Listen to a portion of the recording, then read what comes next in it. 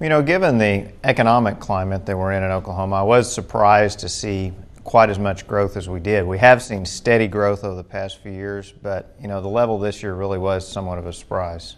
I thought when the compacts were originally done that the state would bring in for education somewhere between $70 and $100 million a year. So now it's gone over what I thought was the upper level of what it would bring in. And like I said, we've just seen tremendous growth over the past few years as the tribes have adopted the compacted games in their gaming facility.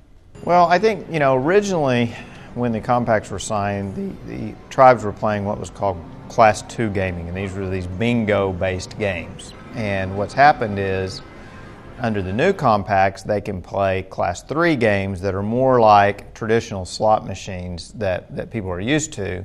And the consumers have preferred those, so the tribes have been moving out the old Class 2 games that under federal law the state can't get any revenues from and putting in the state's compacted games.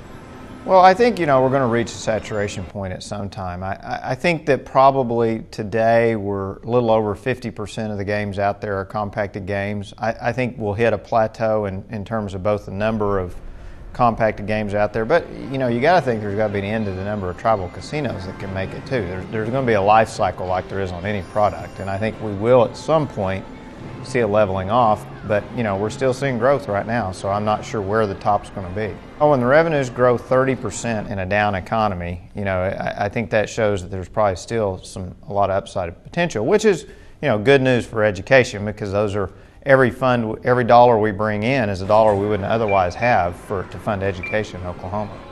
I would think it would be sometime within the next 5 years. I think that we're going to hit a plateau and it'll level off, but like I said, we're not there yet.